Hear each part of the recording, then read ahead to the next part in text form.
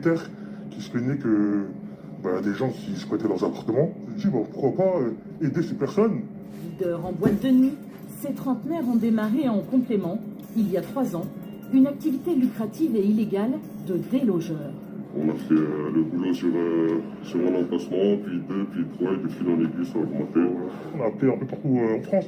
Donc aujourd'hui, on n'est que 2, mais il faut savoir qu'on est en... Ouais, c'est une équipe. Et vous prenez combien Ça joue entre 4 000 et 5 000 euros, quand même. par personne? Non, pour le groupe. En fait, les personnes, ça leur dérange pas de donner cette somme, parce qu'ils savent qu'à la fin de ça, ils vont retrouver leur appartement et les personnes qui sont à l'intérieur vont sortir. Et nous, quand on fait chez les personnes, on vient toujours avec une nouvelle serrure. Ça, même si on n'est plus là, les personnes qui squattaient l'appartement, elles n'ont pas accès à l'appartement parce qu'on a changé les serrures. C'est une option en plus? Non, c'est pas une option, mais en gros, ça fait partie du packaging. On peut dire ça comme ça.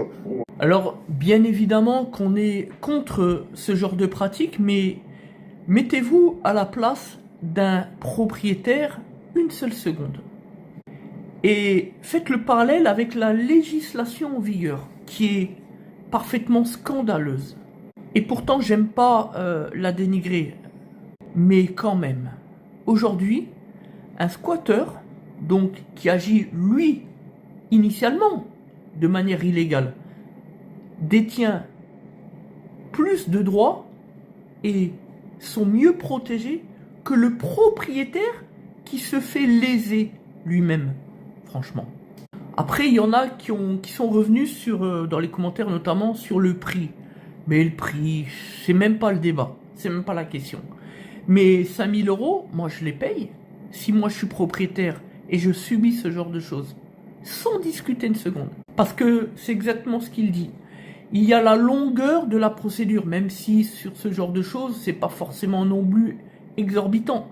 Mais il y a aussi le coût de cette longueur, à 2 termes. Déjà le coût de la procédure, donc de manière pécuniaire, mais aussi le temps perdu sur la longueur de la procédure. C'est autant de loyer qui n'entre pas, et chacun le sait, le temps c'est de l'argent.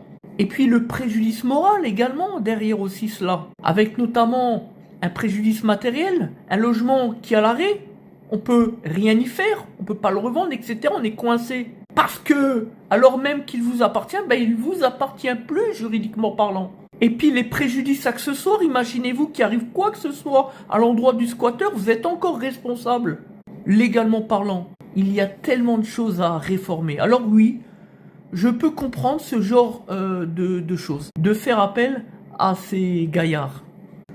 Je le soutiens pas, mais je peux le comprendre.